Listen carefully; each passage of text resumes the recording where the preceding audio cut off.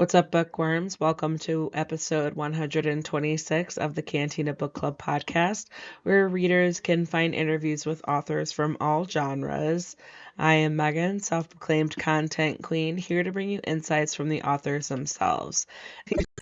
These conversations with the returning guests to miss out on an episode, and feel free to browse through existing episodes so that you never miss out on an interview. And today's episode features a chat with Janie Chang. We're talking about her book. That book is available now. Some spoilers may or may not pop up in these episodes, but these are more enjoyable if you've read the book anyway. Today's episode features a chat with Janie Chang. We're talking about her book, The Fourth Princess. The book is available.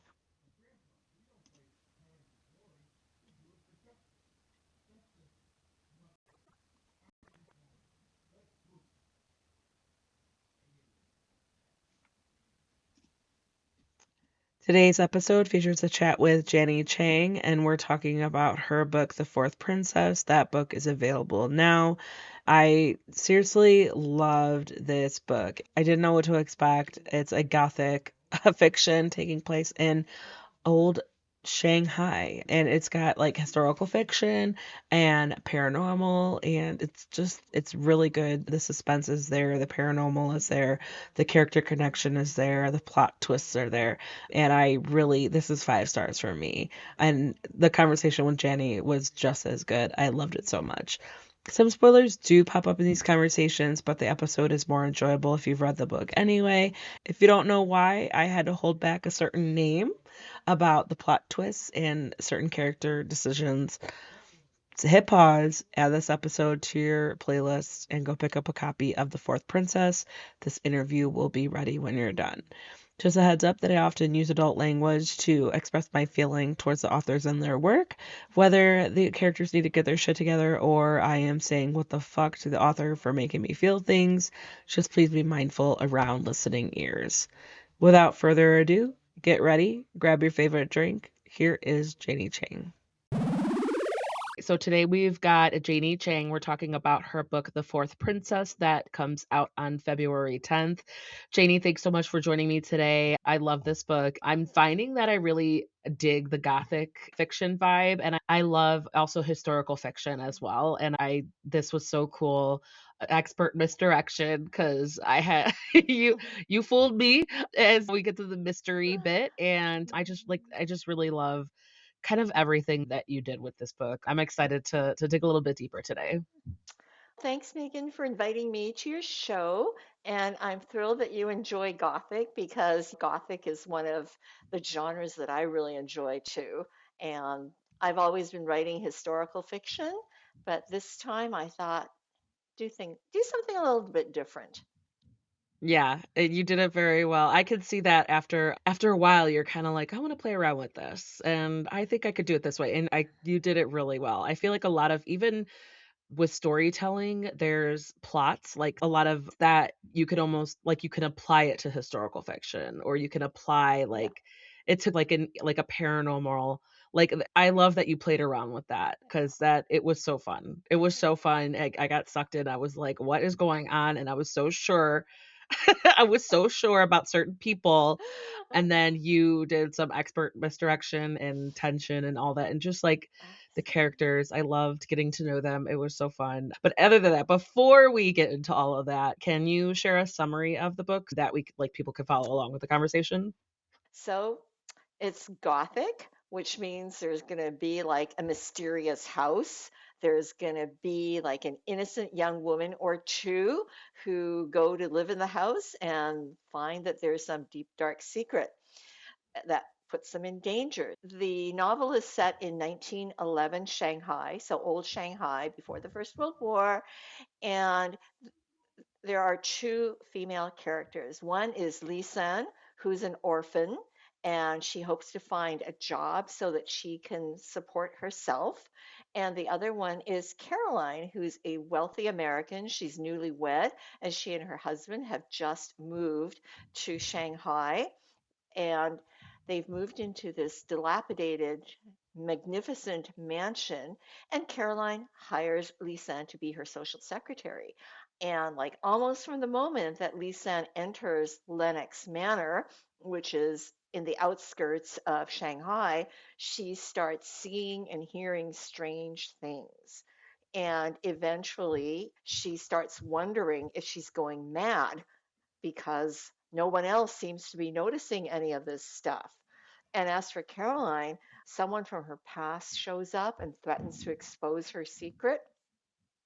And so both these women have something to lose and they have secrets in their past. And I can't tell you anymore because then it's going to be a spoiler.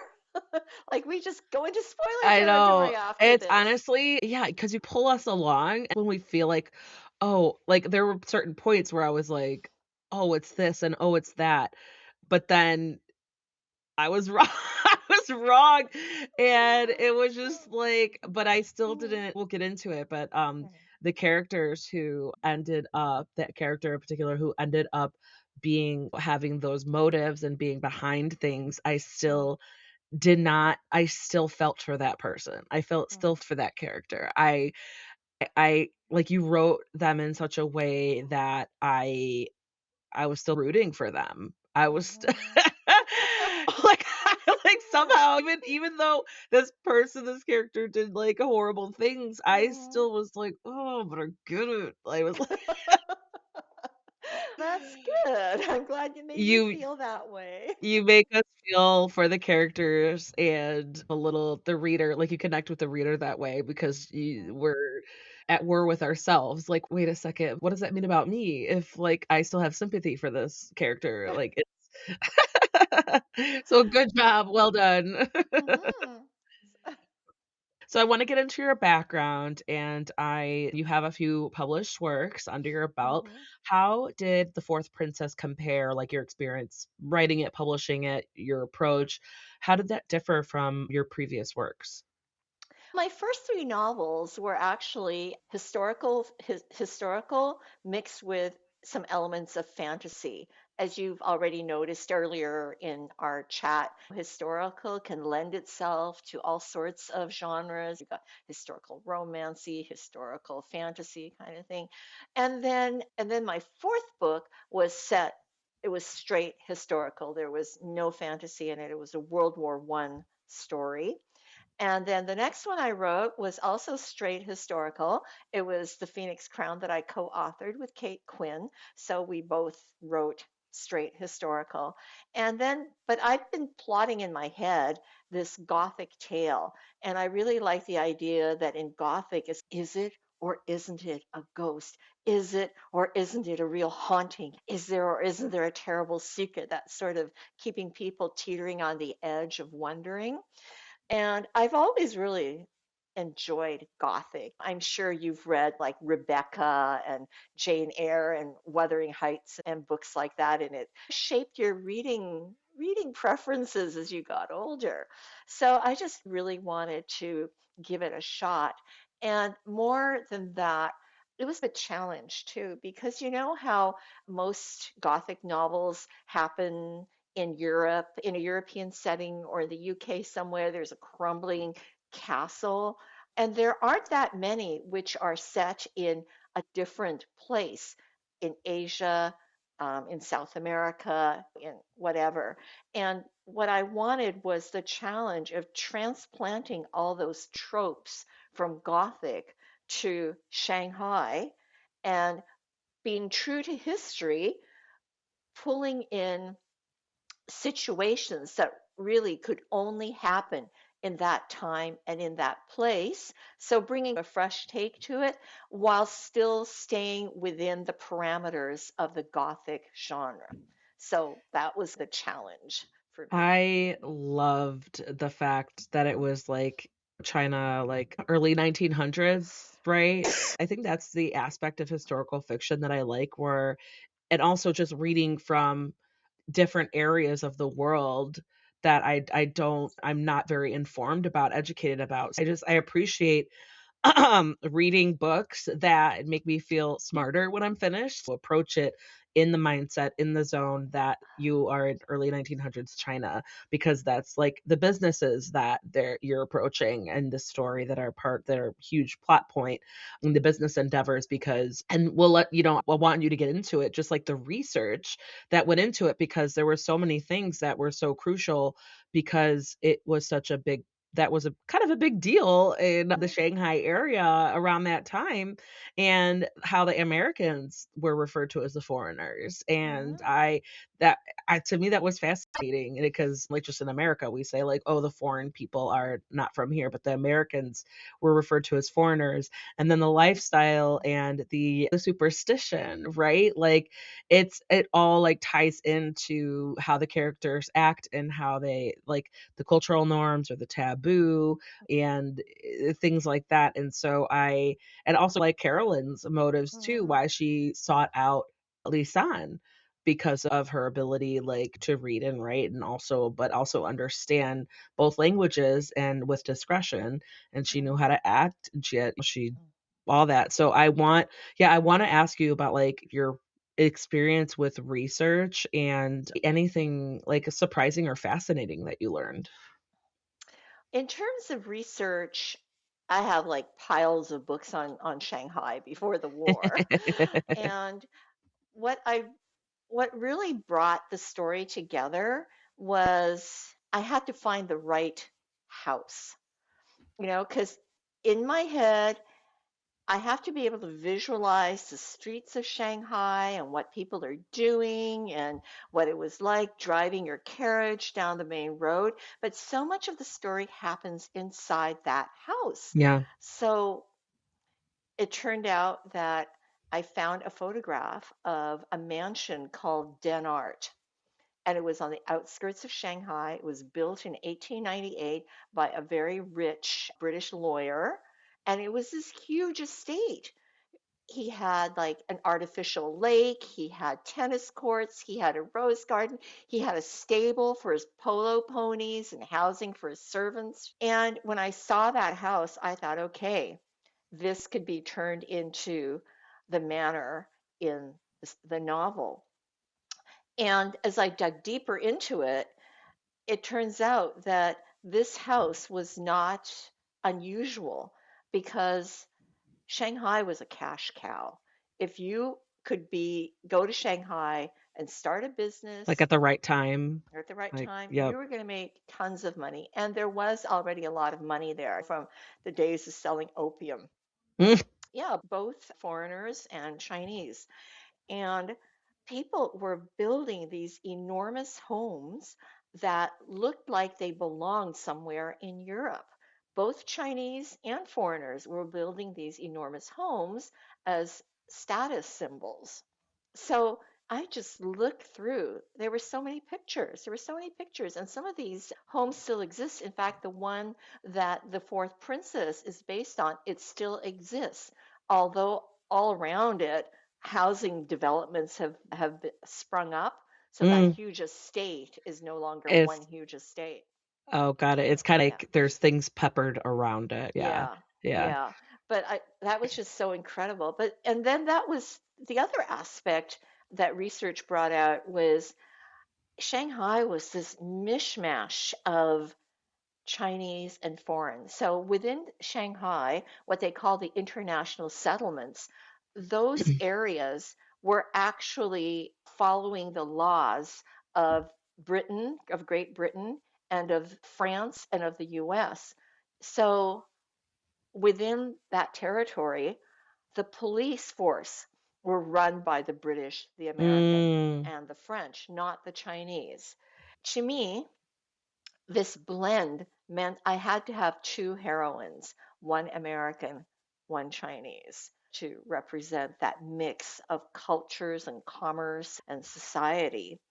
And the it also became pretty clear that this was a good time to put a story simply because 1911 was the year before the last emperor of China abdicated and Yeah. China became a republic. Like, God, So I the didn't even touch months, on the royalty, the whole regime change. Like, that yeah. was, like, I just, So yeah. what that meant was in the months and the years before the last emperor abdicated, it was anybody's game. You had like the royalists who were not willing to give up their autocratic power. You had the nationalists who wanted to make China a modern republic. You had very powerful warlords who each controlled territories throughout China, and some of them had armies that were bigger and better equipped than the imperial army of China.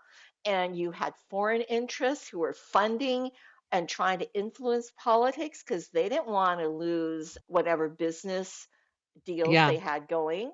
So it was a really interesting time, which meant that you could bring in all that political intrigue and a fair amount of greed. So a lot of the motivations behind the characters in the book were political ideals and also money, greed.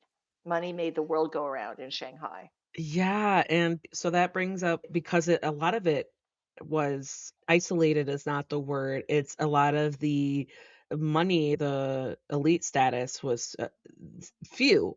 So it's like if there was any big project, any big development, Hmm. there was maybe one of a handful of people who were involved, right? Like, Yeah. and so that's why, like, when I notice certain connections where it's like, oh, who's actually owns the mansion? It happens to be this person. Like, honestly, it like, obviously, I know that was, like, for storytelling, but ho honestly, it seemed like, no, that would totally make sense because that particular family had the money, and at that time, they were making the big moves, and they had hands in, like, a lot of things, and so it would totally make sense that, like, realty and, I don't know, lack of better words, being or owning Hmm. definitely one of those things, and that's what Yeah. made it like, that's what made it even juicier, like, that's what made it even more, "Oh, okay." Yeah, and just so you know, Megan, that the Liu family of Shanghai, they were a real family. Oh my Like there gosh, was a real that's so family in cool. Shanghai,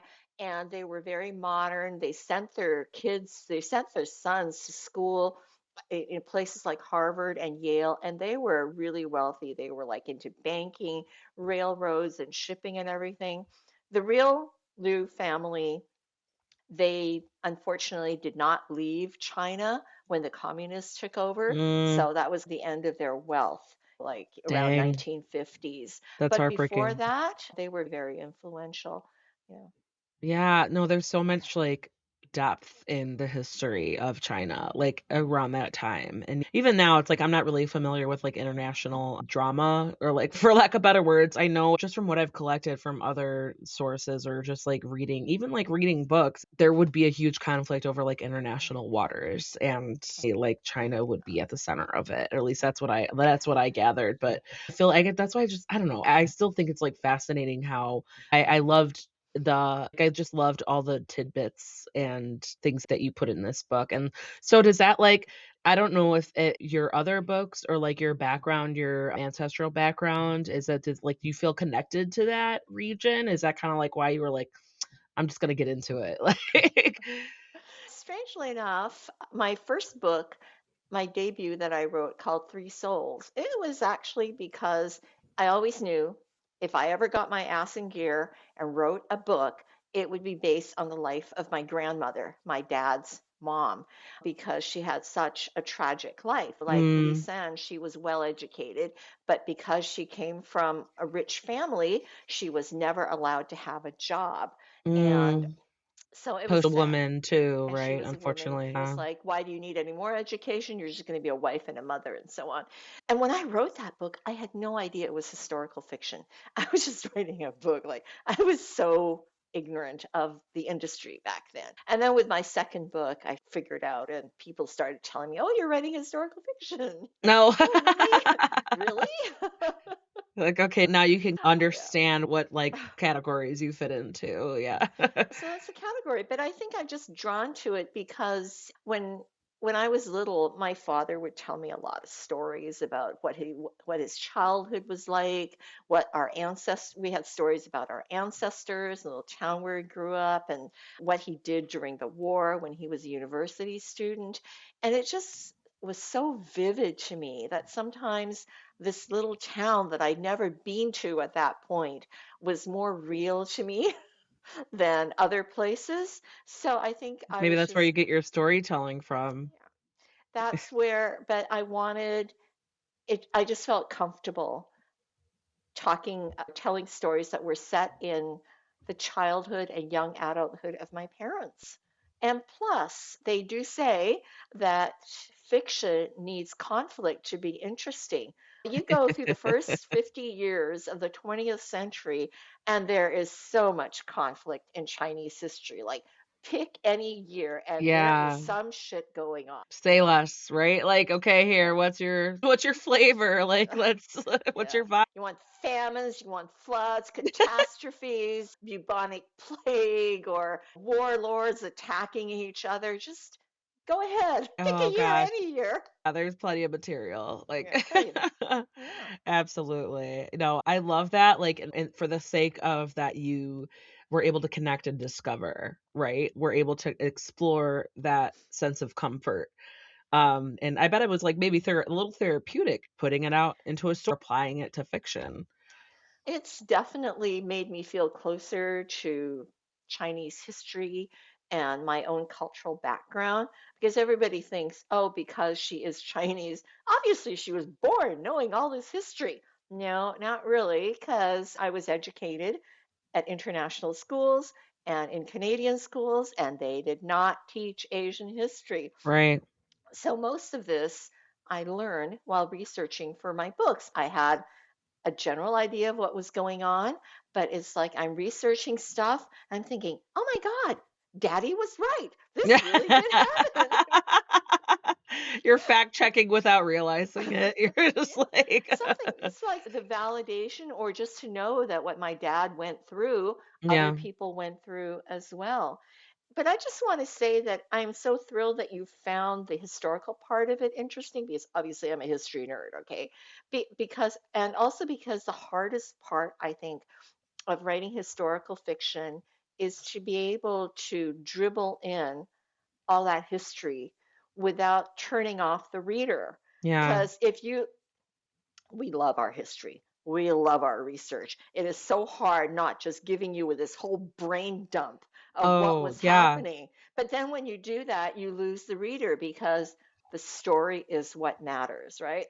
I have spoken to authors who they just fell down a rabbit hole of 4 hours where for, like, 3 sentences in their book. Like, I think I read oh my god, what it I feel so bad that I feel bad what, the book was called, but I interviewed her. It was a fantastic book, but the research that she did 'cause it did a lot of, like a lot of it was, like, historical fiction, but fantasy because it was like a time traveling family and they were Mm-hmm. African Americans. They didn't and the thing was they didn't know what point in time they would fall back to. So it's like, "Oh, I can have papers proving that I'm not a slave, but the date is 2 days off." Such a fascinating book, but when I, talked to her like, "Oh, about the research," and she would say like, "I fell into a rabbit hole researching about makeup."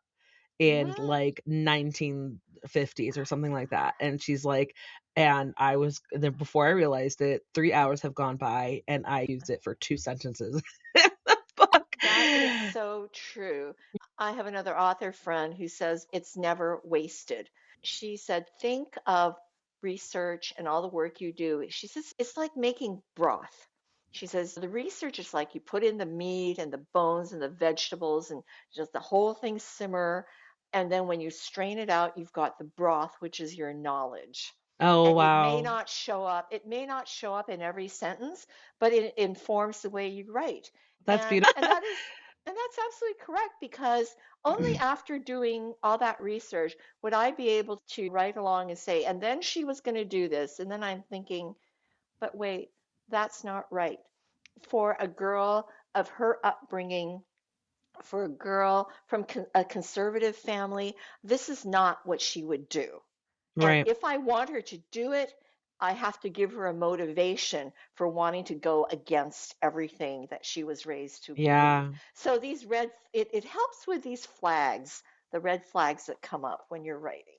For like and also for you to really push to the readers that no, like this is a big deal because she's going way against the grain. She forward to this, and absolutely. I think that's so important to take into account. Oh my god, Chantel Madison, The Fallen Fruit. Oh, That's the okay. Yeah. I So, was just like the wheels were turning. It just took me a minute to get there. But no, absolutely. I think that's a part of that I appreciate because I'm like, I am so open to the fact that I I'm just open to the knowledge and I'm open to mhm, like, okay, this is it's also a credit to you for your ability to like it's world building. And then also not like you said, like try not to overload the reader, try not to break up the flow, try not to like make the reader disinterested or disengaged, but it like because you're like you had a lot going on. You had the political, you had the history, you had two from two women's point of view, which brings out its own special perspectives. And then you had this a couple ghosts, maybe not ghosts, floating around, and like a tragic backstory. And then you had these connections, and also the his actual like with the historical aspect, the monarchy, the dynasty about and then, like, poor Lisanne, she and then oh my god, we didn't even get to Yao. Oh my god, like, I just it reminded me well, of, like, Anastasia, and it was, like, the movie, by the way, and I hold that movie close to my heart, but I was like, "Oh my god, he's Dimitri," or whatever. But it's I love that because it was mhm, just you took that period of time, and you took the history and the context, and then you also added the spin that so I don't know how you did it. You weaved in that paranormal storyline, weaved in how Lisanne was being called, like she was being drawn to something. She's like, I don't know, something is going on, and I have a feeling that I'm supposed to know, and I'm supposed to follow mhm. this lead, and I'm supposed to figure this out. Like there were so many times where I was like, go to the pond. Like, go out I there. And it was just like it was just beautiful, and I don't know, you have such a talent, and I love oh, it was so thank much you. fun to read. But you know what? I'm really glad that you enjoy the historical part of it, but that was actually really hard in a reverse way because I got through about a third of the first draft and I'm reading it and I was thinking, this is wrong. It just doesn't feel gothic, like I'm just not hitting the notes. And then, of course, I realized I'm doing the history nerdy thing. And in Gothic, the danger is not from outside the mansion, Yeah. the danger comes from within, right? So I was bringing in too much of the historical situation. And you know what You were trying happens? to You got to find go back. the right recipe, the right Hmm. measurements of Yeah. the So I ingredients, had, of the yes, broth. of the broth, yes, fewer bones. So I actually ripped out quite a lot and No. then went and refocused Were you on, okay? Do you have to, like, take a moment for that? Because I yeah, imagine more, that yeah, like yeah. 3 days worth of moments. And, but then, just reset, recalibrate, and say, it's the house. It's the house. The menace, the secrets, remember the house. Yes. Oh, I think that was a smart or that was a helpful way, I imagine, for you to, like, just focus on like, whenever you're getting carried away, you're like, "No, the house. The house." Like, Yeah. it's that's yeah, that's awesome. You already piggybacked on this, challenging and most enjoyable parts to write. I actually really enjoyed writing the spooky bits because that's where you get to use language, right? You're trying to use language to convey, for example, how the wind comes in down the chimney and it whistles and it cries out like like a person in mourning, or that you can see this figure in red, just very hazy out in the garden. And you get to use such evocative language when you're doing something like that rather than carry plot narrative. So it was just an opportunity to use language, which you don't often get to do. So I Mm, really enjoyed that. The difficult part was the stuff you were talking about, how to drop hints along the way without telling the whole story. But when you got to the point where there's a revelation, then you go back and you think, yes, all those hints were there. They really were. Because it was like, yeah, that I had to rethink everything up until that point. Because yeah, obviously you lead readers along to the thing to point towards a certain character, and then it turns out, and then I was like, yeah, I was like, oh wait, oh no, I was like, I take it all back. It was difficult, but it was fun too, right? Yeah, you were just there like, Let me play with your mind. yeah, oh, I love it. I love it. So also maybe switching topics a little bit. There's some like sensitive themes going on, not just like with the superstition, the paranormal, but like the nature of the deaths and because of the superstition that the house staff has because there is Hmm. someone who ends their own life. And I Yes. know that's super sensitive to a lot of people. It's a super sensitive topic, understandably. How did you like, and there's oppression of inequality of the Hmm. females so strong, and we all a lot of we hopefully we all know how that goes. It's like it spans generation. Oh, just like straight up murder. I Yeah. just like wanted to explore approach that and Yeah. maybe how like you had to get in the zone and take yourself out of that space, stuff like that. Well, I think I did use superstition, like Chinese superstition, to just underscore how seriously all the cultures considered the topic of suicide. Because in Chinese culture, and it says so in the book really clearly, that the ghost of someone who has killed themselves is the worst ghost of all. They are the most desperate. And what they do is they try and, for them to move on in the afterlife, they have to bring in someone to substitute themselves. So they're trying to drive a live person into killing themselves too. So that is the Chinese superstition, right? And it's just terrible. It's a never ending cycle, right? So there's that part of it. I think that when you talk about all these superstitions, it is a way of drawing distinctions also between class, because it's the servants in the house who are really worried. And Yeah, and then we it's have, yeah, and we it have Lisan who went to school, to a school that was run by foreigners. She's literate in English. She has an understanding of Christianity, and she's been told, don't follow those Chinese superstitions. but then she's also I love that she defends it. She's like, "Just so you know," like, because there's a point where, like, Carolyn's like, "I don't can we take that down? Because the staff is putting up, like, their own Yeah. protections and all that," and the Yes. young what is it, the 10 or 12-year-old, he was, like, Yeah. insistent that Lisan's, like, protection and Yes.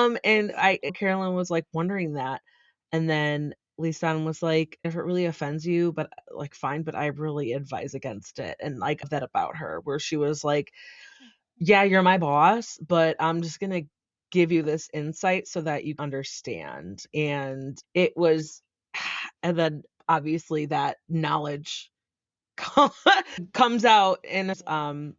actions later, but I just like things like that where you're 'cause it even though I didn't grow up with that, that totally makes sense, like, I respect that kind of superstition, like, and that's it's because it's heartbreaking, like, it is Yeah. heartbreaking, and then because I've had that kind of a death in my family, and it is, like it is a touchy subject, but the way I read it for you, for your I can't speak for all readers, but how you presented it, it was like I got the impression that you respected the seriousness of it because it Mhm. was, like it was heartbreaking how we when the readers find out how it ultimately went down.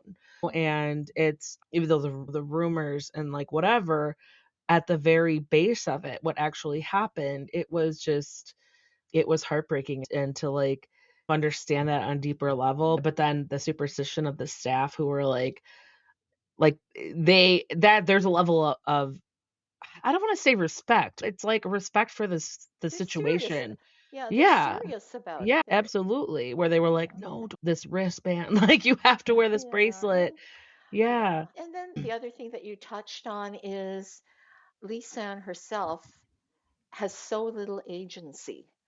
She's just worried about What if my guardian stops supporting me? I need to be able to earn my own way. And then you contrast that with Caroline, who supposedly she's an heiress twice over. She has position in society. She's got a doting husband and everything. So the contrast between the two of them, because it really was like that in 1910 China. Chinese girls did not have a lot of say in what they were going to do. And actually, if you think about it, in 1910, women like Caroline, in many ways, also did not have what we would consider a lot of freedom because she still was constrained by, Yeah. yeah, by like the social boundaries of how she had to behave. And I just wanted to make sure that people understood that she was just a little bit different, that possibly her own background and experiences made her a little different Right. because she hired a Chinese woman to be her secretary. And yeah, and like she got flack for it right away. And then even she was the one watching out for the money. She was watching out for her funds and she seeing the writing on the wall. And then she was like, oh, hell no. Like, she like, and to say the least.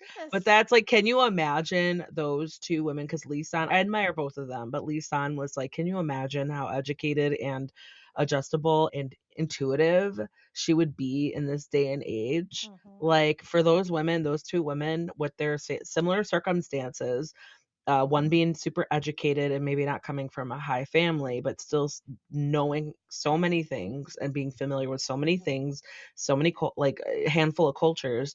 And then the other one being, yeah, an heiress twice over and still having those like street smarts and still watching out for herself. Can you imagine them Hmm. like their personalities today? Like they would go so far. I would be like, I will follow you into battle. Like either one of them. Although like Lisan would not. She would be like, no, like I'm not. This is not my cup of tea. I'm not like why. Hmm. And if there was any like war or conflict, she would be like behind the scenes secretively. I could feel like, but then would be like unapologetic, unabashed, like, I know you need to do this and this, and absolutely not. Like, I want to like pick your brain, maybe how they would like. Can you imagine them in today's day and age? Even in like, I don't know, maybe not modern China, but like modern America or even Canada, if you want to if you want to imagine them in Canada.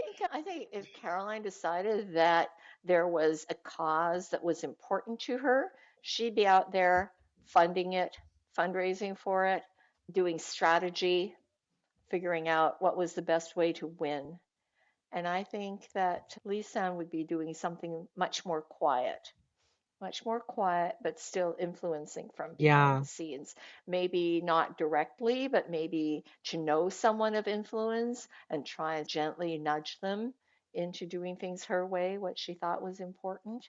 Because I think that's the way it is for in a lot of Chinese families in the past. On to the outside world, it was a patriarchy. But within the inner courtyard, it was very much a matriarchy. And my own grandmother, she nudged things along. She would never say, from what my dad told me, she would never say, I want you to send all the kids to university. She would just say things like, it would be a shame if they didn't have this opportunity. Think of the honor it would bring to our family if we could do this. And by the way, my grandmother left me some money, and this is how I'd like to spend it on the kids' tuition, but just like from behind the scenes, prodding and making Wonder things happen. you no wonder you were picking at that story of her life because Mhm. like that's amazing, but it makes so much sense. Isn't that crazy how I imagine how generations and centuries of men running the show, they had if they had the right women behind them, they would be guided without Yeah. And I'm not saying that every family in China was right. being guided that way, Yeah, I but know, I when, understand, like, a lot of women probably were, like, just going with the status yeah, quo and yeah. yeah, that's amazing. As you can see, my jaw dropped when you were describing that because it was like, if she didn't give that prod and have those 2, like, points of that would never happen. Imagine how where you would have been now. Like you wouldn't have had family members who went to Harvard and been like, "Oh, like the world is our oyster." And now we have this amazing education and we have our hands on things at a point where it's easy to have your hands on things. Like it's very hard to do that now, obviously. Like just from my point of view. But oh, I think that's so that's again, that's what kind of fascinates me about historical fiction and from different regions. Like I love it. And right. And then so we've got Lisanne and Caroline, both of whom are bound within within their social roles. But then I hope you found the character of the Princess Masako Kyo interesting because We didn't even she was mention also her. She was she's messy. like she was a minor character, but she is actually the one person who's based on a real historical figure. Yeah, I think I read that in like your author's note or like your Yeah. yeah, like So your here's someone who had like no filters. She had like no boundaries. She didn't care what anyone thought. She was a narcissist who basically thought that she was doing the right thing and she could get whatever she wanted and she could be really unscrupulous about it as well.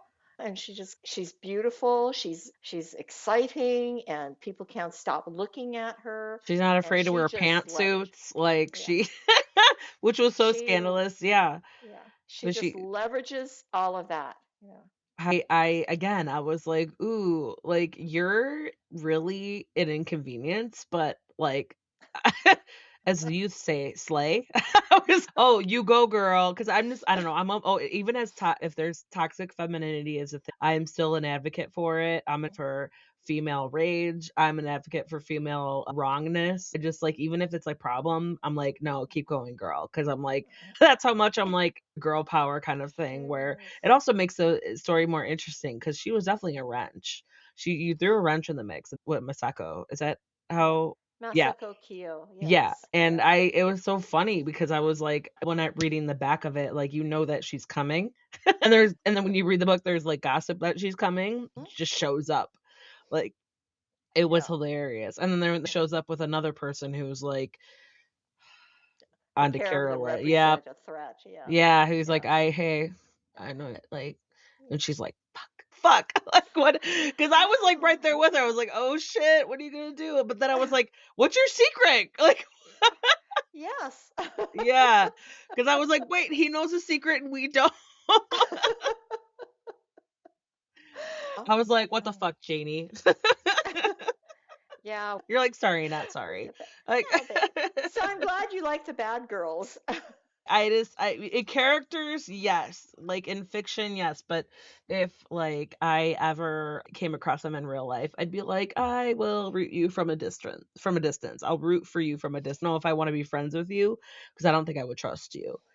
Because we see how Carolyn and how Lisan, how their stories eventually develop, and all the characters like the uncle and then her husband, and we eventually, and with the staff, and when we see, we eventually learn like What what. really happened? Yes, and I Yeah. was just Yeah. like, what? And would like, I don't know, what was that kind of like around the point where your beta readers screamed? I don't know where she actually screamed, but the Probably thing in the about last like quarter of the book. last quarter. But for me, the Princess Kyo, Masako Kyo, she was in the story not just because she was throwing a wrench into things. If you think about who she was, again, like a mishmash, like Shanghai itself. She was the original character was born a Manchu princess, like she really was a member of the aristocracy. And she was sent to Japan to live with one of her father's friends who like became her guardian, and then she was totally screwed. Can you imagine being sent away from your family when you're 6 or 8 years old and someone else is going to raise you and they speak a totally different language and everything? And then and sh so she represents this. She's part Manchu, she's part Japanese. She's also got this weird And sense she, of like, embraces patriotism to all of it. China. And in real life, this woman had like lovers of different genders. of different nationalities from all walks of life.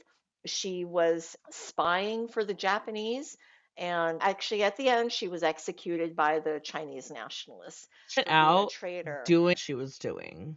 Right. Yeah, she was I just, if I were to write a story about her, nobody would believe me because she was like stranger do it. than fiction. Stranger Do than it. fiction. I'm saying, like, even if it's like a novella or a spin-off, Mhm. we need I think that's what I was thinking is that you could totally do her own story because Yeah, she but was like she almost I don't know, she like even from her like her the gossip, the lead up and the end and then like what like how she played the game, it was like because it was also like she her motivations were also wishy-washy, right? Like she made it clear she's like no, like I that we need you or we need this. And mhm. then the Oh, characters it that was be, they were money. like, Yeah. "No, I don't want any like, I don't want anything. I don't Yeah. want that." I think that in my version, she's talking the game like she's there out of political idealism, but basically she's grifting money. No, you're right. Uh, Absolutely. But see, I'm like trying to like maybe like that's my I'm trying to see like, "Oh, I get it." I'm like, "I get it. I get it, girl. I get it, girl." Like it's I guess it's a way to just open-minded and seeing the motives and understanding. Not saying that she's right. Like trust me, mhm, like not saying that this certain character I was talking to before is right, mhm. but it's like I get it. It's like, "No, you're very problematic and you probably should have gone to therapy for the last 20 years." But I like it's explainable. It's not. And when I read the biography of her name was Kawashima Yoshiko. Her Japanese name was Kawashima Yoshiko. And when I read her biography, it was actually really sad. Like she had a very screwed up upbringing, and she was used by her adoptive father. She was used by the Japanese army. She was, Mm, and that's it right above. yeah, Add it to your project list. I imagine you already have enough research to get you started. I've got some other stuff on the plate first. Okay. I will put this on you. What advice do you have for Lisa and what advice do you have for Carolyn? For Lisan is make the most of new beginnings and let go of that resentment because she feels resentful that other people have been pulling the strings in her life Mm. and just sometimes that's just the way it had to be. And for Caroline is live your best life. For both of them, live your best life. I know you like the ending. I know you like the ending. I did because it's kind of like, yeah, it's kind of like we could just leave it up. I know, but I know that there are certain readers who would be like, "What the fuck?" Like they won't get that satisfaction. But I was like, the way you ended it, I was like, "Oh." I was like, that. I think I made that sound. I was like, "Oh," like I was. It was satisfactory to me. I enjoyed it, and it was very like, all right, all right, okay. Janie Chang, what are you working on that you're allowed to talk about? What I'm allowed to talk about is the fact that later on, Kate Quinn and I will be working on our second co-authored book. Oh, that's so It's called, exciting. yeah, it's called The Jade Mirror, and it's an adventure on the high seas. So she's writing from the point of view of the American woman, Marianne Patton Brown, who has to basically deal with a mutiny when her husband, the captain of the ship, falls ill. And I'm writing from the point of view of a woman who lived maybe 40 years before Marianne. She was Madame Zing, and she was a pirate queen. And at the peak of her powers, she had like 700 ships under her command, way more than Blackbeard ever did. And she was successful for 9 years. Blackbeard was only in action for two. So she was actually the most successful pirate ever in history, Holy but shit. hardly anybody knows about her outside China. Oh my God. Like Blackbeard, step down. Oh my God, that's amazing. I bet that's gonna be so much fun to It's work going to be on. fun because at least after the first book, Kate and I have figured out that we can write a book together and still stay friends, which was the main. That's so important, right? That like you write Yeah, a book and you're like, no, I could do it again. yeah. That's That was actually the first thing that I said to her, which with our last book, when she called me up and said, "I have this idea." And I said, "I think that would be okay. I want us to still be speaking to each other after it's over." yeah, oh my God, 100%. If and when you're ready, I'd love to chat with both of you. I think that would be so cool to explore. And like I would love like part of me is like I want to hear you talk about it. Like I want to hear you talk about it together cuz Yeah. I recently did an interview where it's two working on a book together and I Hmm. think that's so interesting. That's so fascinating to me. I love that. So Janie Chang, The Fourth Princess, that is available on February 10th. Janie, this was such a fun chat. I loved Oh. thank you for answering my questions, for getting a little Hmm. deep. And again, I will recommend this to people who love historical fiction, who love the gothic vibe, who love the suspense, the mystery vibe. It's got a little bit for everybody, but Okay. seriously, 5 stars. 5 stars. Okay. Thank you so Thank much. And you. again, if and when you're ready, if you want to promote your next work, even if it's not your partner book, keep me in mind. I'd love to chat again. Thank you so much, Megan. Bye for now. And there you go. That was Janie Chang talking about her book, The Fourth Princess. That book is available now. Check out the show notes where you can see links where you can find Janie online and on social media and where to purchase the book. In the show notes, you'll also see where to find Cantina Book Club on your favorite social media book communities, such as Bookstagram, Book Talk, BookTube, Threads, Facebook, and more. And I would love and appreciate it if you can go head on over to those social media channels and find Cantina Book Club. Hit follow, subscribe so that you never miss a beat on a book review or an author interview. If you have any book loving friends who are looking to get more out of their reading lists, please share Cantina Book Club with them so that they never miss a beat. They can find upcoming releases and interviews with authors. Another way to help this podcast is to head on over to your favorite podcast player and give Cantina Book Club a rating and review. It helps me to reach more listeners and book lovers like you. And really, it's for any podcast that you listen to, it's seriously one of the best ways that you can help. If you need book recommendations, you can reach out to me. I'm always looking forward to suggestions, whatever genre you're looking for, whatever mood you're in. And while you're at it, please subscribe. If you and you can head on over to Cantina Book Club to find in-depth book reviews and read all from all types of genres. While you're at it, you can subscribe by entering your email onto the website so that you can get new reviews and episode posts delivered directly to your inbox. If you want to support Cantina Book Club even more, you could donate to the forum on cantinabookclub.com, where there's a one-time donation or as little as $1 a month. I seriously appreciate the support and will share my appreciation by giving you a shout out on the show or mailing you something a little extra. And finally, one of the best ways to help authors promote their works is to head on over to Amazon, Goodreads, Storygraph, or anywhere that you personally look for your book recommendations. Give a title that you love a rating and review. It's seriously one of the most helpful things and easiest things that you could do, besides pre ordering, giving love on social media, all that good stuff. Thanks so much for listening, and see you next time. Cheers.